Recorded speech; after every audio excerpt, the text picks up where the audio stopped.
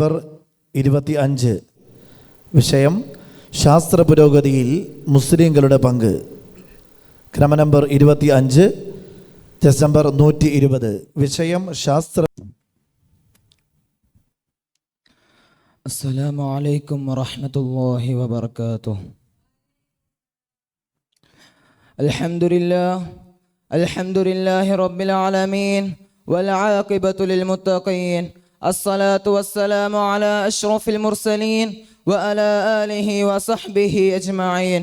റബ്ബി ഇശ്റഹ് ലി സദ്രി വയസ്സിർ ലി അംരി വഹ്ലുൽ ഉഖ്ദതം മിൻ ലിസാനി യഫ്ഖഹു ഖൗലി വമാ തൗഫീഖി ഇല്ലാ ബില്ലാഹ് അലൈഹി തവക്കൽതു വഇലൈഹി ഉനീബ്.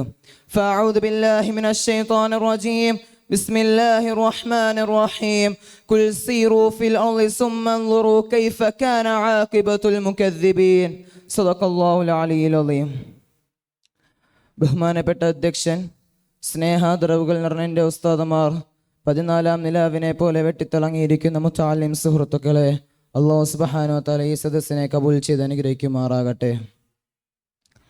പ്രിയപ്പെട്ടവരെ, ഈ ആധുനിക കാലഘട്ടത്തിൽ നമ്മളുടെ പണ്ഡിതന്മാരുടെ ശാസ്ത്രത്തെ എത്രത്തോളം അവഗണിക്കപ്പെടുന്നു. എന്നാൽ നാം മനസ്സിലാക്കേണ്ടതും നാം അറിയേണ്ടതുമായ ഒരു കാര്യമുണ്ട്. ജിബ്രീൽ അലൈഹിസ്സലാം ആകാശ സീമകളെ കീറി മുറിച്ചുകൊണ്ട് ഇഖ്റ എന്ന വിജ്ഞാന പ്രഭയുടെ ആദ്യ വചനവുമായി റസൂൽ കരീം മുസ്തഫ സല്ലല്ലാഹു അലൈഹി വസല്ലമയുടെ അടുക്കൽ ഹിറാ ഗുഹയിൽ കാണാൻ പോകുമ്പോൾ എൻ്റെ സഹോദരങ്ങളെ, നാം മനസ്സിലാക്കണം, നാം ചിന്തിക്കണം. അത് വെറും ശാസ്ത്രം മാത്രമല്ലായിരുന്നു, വിവിധ വിവര രംഗങ്ങളിലും അച്ചുതണ്ടാക്കാൻ മാത്രം കൽപ്പുള്ള ഒരു മഹത് വചനവുമായിരുന്നു അത്. എന്നാൽ നാം ഏവർക്കും അറിയാമെന്നുള്ള ഒരു കാര്യമാണ്, ശാസ്ത്രം മനുഷ്യരാശിയുടെ പുരോഗതിയുടെ ഒരു പ്രധാന കർക്കിടമാണ്. പക്ഷേ നമ്മളുടെ ശാസ്ത്രീയ ചരിത്രത്തിൽ മുസ്ലിമീങ്ങൾക്ക് അവർണ്ണീയമായ പങ്കുണ്ട്. പ്രത്യേകിച്ച് ഇസ്ലാമിക ഗോൾഡൻ ഏജ് 8-ാം നൂറ്റാണ്ട് മുതൽ 13-ാം നൂറ്റാണ്ട് വരെയുള്ള എല്ലാ ഇസ്ലാമിക പ്രമുഖ പണ്ഡിതന്മാർ ഈ ലോകത്തിന് വേണ്ടി നൽകിയ സംഭാവനകൾ ഇന്നും നമ്മളുടെ ജീവിതത്തിൽ സ്വാധീനം ചെലുത്തുന്ന ഒന്നായി മാറിയിരിക്കുന്നു. എന്നാൽ 1800 വർഷങ്ങൾക്ക് മുമ്പ് അല്ലാഹു സുബ്ഹാനഹു വ തആല വിശുദ്ധ ഖുർആനിലൂടെ ഒരു പ്രഖ്യാപനം നടത്തുന്നുണ്ട്. അല്ലാഹു സുബ്ഹാനഹു വ തആല ഖുർആനിലൂടെ പറയുകയല്ലേ, ഖുൽ സീറൂ ഫിൽ അർളി സുമ്മ അൻദുറൂ കൈഫ കാന ആഖിബത്തുൽ മുകദ്ദിബീൻ. നിങ്ങൾ ലോകത്തിലുള്ള സർവ്വ സൃഷ്ടികളെ നിങ്ങൾ നിരീക്ഷിക്കുക, അത് മുഖാന്തരം നിങ്ങൾ ചിന്തിക്കുക എന്ന് അല്ലാഹു സുബ്ഹാനഹു വ തആല ഖുർആനിലൂടെ പറയുന്നുണ്ട്. എൻ്റെ സഹോദരങ്ങളെ, നാം മനസ്സിലാക്കണം, ആ ഒരൊറ്റ ആയത്താണ്, ആ ഒരൊറ്റ വാക്യമാണ് ഇന്ന് നാം കാണുന്ന ഇസ്ലാമിക പണ്ഡിതന്മാർ ശാസ്ത്രീയ മേഖലകളിൽ മുന്നിട്ടിറങ്ങാൻ കാരണമായത്. എന്നാൽ നാം ആധുനിക ചരിത്രത്തിലേക്ക് നോക്കിക്കഴിഞ്ഞാൽ നമുക്ക് കാണുവാൻ സാധിക്കും, ബാഗ്ദാദിലെ ഹൗസ് ഓഫ് വിസ്ഡം പോലെയുള്ള സ്ഥാപനങ്ങൾ ഗ്രീക്ക്, പേർഷ്യൻ, ഇന്ത്യൻ ഗ്രന്ഥങ്ങളെ അറബിയിലേക്ക് ട്രാൻസ്ലേഷൻ ചെയ്യപ്പെടുന്നു. അൽ കിന്ദി പോലെയുള്ള ഗ്രീക്ക് ശാസ്ത്രജ്ഞന്മാർ ഗ്രീക്ക് ശാസ്ത്രത്തെ ലോകത്തിന് മുന്നിൽ പ്രചരിപ്പിക്കുമ്പോൾ ഇത് യൂറോപ്പിലെ റെനൈസൻസിന് കാരണമായി. എന്നാൽ ഈ ആധുനിക ലോക കാലഘട്ടത്തിൽ നമ്മളുടെ പണ്ഡിതന്മാർ നൽകിയ സംഭാവനകളിലേക്ക് നാം നോക്കിക്കഴിഞ്ഞാൽ നമുക്ക് കാണുവാൻ സാധിക്കും, 10-ാം ക്ലാസ്സിലെ ഗണിതശാസ്ത്രത്തിൽ ഒരു ചാപ്റ്റർ ഉണ്ട്. ആ ചാപ്റ്ററിന്റെ പേരാണ് ആൾജിബ്ര. എന്നാൽ ഞാൻ നിങ്ങളോട് പറയുകയാണ്, ഈ ആൾജിബ്ര കണ്ടുപിടിച്ചത് ഒരു മുസ്ലിം നാമധാരിയ ഇസ്ലാമിക പുരോഹിത പണ്ഡിതനാണെന്ന് ഞാൻ നിങ്ങളോട് പറഞ്ഞാൽ നിങ്ങൾ വിശ്വസിക്കുമോ?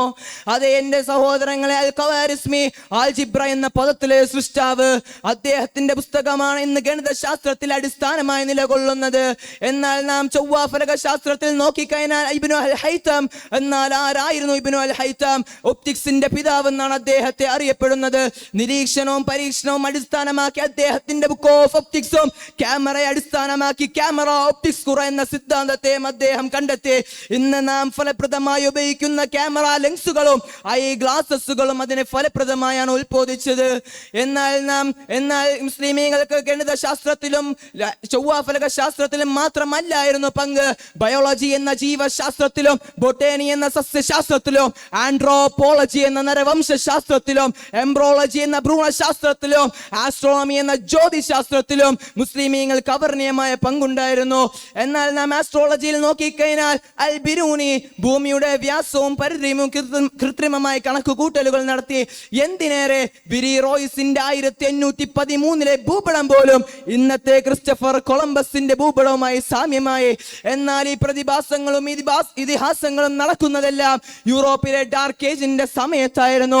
മുസ്ലിമീങ്ങളുടെ ഗ്രന്ഥങ്ങൾ യൂറോപ്പിലെത്തി. അത് റെനൈസൻസിന് കാരണമായി. എന്നാൽ 14-ാം നൂറ്റാണ്ടിന് ശേഷമുള്ള ഓട്ടോമാൻ സാമ്രാജ്യത്തിന്റെ പതനം, അതേ എന്റെ സഹോദരങ്ങളെ, അവിടെയാണ് മുസ്ലിമീങ്ങൾ പരാജയപ്പെട്ടത്. 14-ാം നൂറ്റാണ്ടിന് ശേഷമുള്ള ഓട്ടോമാൻ സാമ്രാജ്യത്തിന്റെ പതനം, അത് കാരണമായ നിരവധി യുദ്ധങ്ങളും ഓരോ കോളനികളും അടിച്ചമർത്തപ്പെടുകയുണ്ടായി. എന്നിരുന്നാലും 20-ാം നൂറ്റാണ്ടിന് ശേഷം ആഫ്രിക്ക, ചൈന, ജപ്പാൻ, അമേരിക്ക പോലെയുള്ള രാഷ്ട്രങ്ങൾ ശാസ്ത്രീയ മേഖലകളിൽ മുന്നോട്ട് കുതിക്കുമ്പോൾ ഇസ്ലാമിക രാജ്യങ്ങൾ മാത്രം ശാസ്ത്രീയ മേഖലകളിൽ നിന്നും പിന്നോട്ട് മാറി. എന്നാൽ ability is what you are capability for doing. Motivation determines what you are doing. നിന്റെ പ്രാപ്തിക്കനുസരിച്ച് നീ എന്ത് പ്രവർത്തിക്കുന്നു, അതിനനുസരിച്ച് നീ എത്രത്തോളം പ്രചോദനം നേടുന്നു എന്ന് ലൂയി ഹോട്ട്സ് പറഞ്ഞുവെങ്കിൽ എന്റെ സഹോദരങ്ങളെ നാം മനസ്സിലാക്കണം. ഇന്നത്തെ നാസയിലെ ഫർഹാൻ അൽ തമന്നിനെ പോലെയും അഹമ്മദ് സോലാമിനെ പോലെയുള്ളവർ ഇന്ന് ഇസ്ലാമിന് വേണ്ടിയും ലോകത്തിന് വേണ്ടിയും നിരവധി സംഭാവനകൾ നടത്തുന്നുണ്ട്.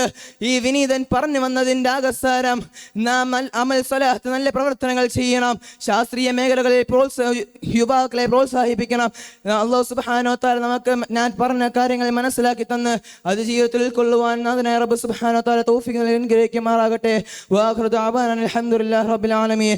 അസ്സലാമു അലൈക്കും വറഹ്മത്തുള്ളാഹി വബറകാതുഹു. നറുക്കെടുപ്പിന് വേണ്ടി കടന്നു വരിക ഡിസംബർ 274